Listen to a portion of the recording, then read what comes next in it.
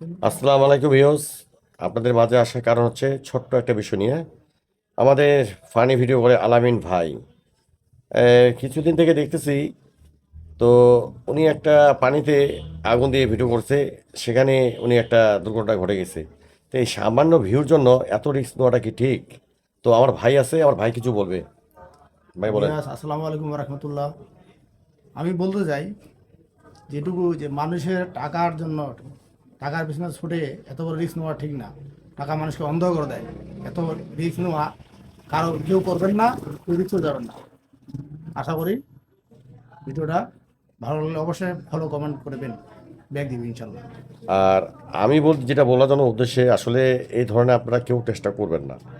কারণ সামান্য ভিউ দরকার নেই ভাই, আপনি যদি ভিডিও ভালো করেন অটোমেটিক ভিউ বেশি হবে।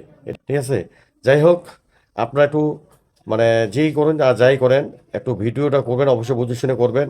আর আলামিন ভাইয়ের মতন রিস্ক দিবেন না। ধন্যবাদ সবাইকে।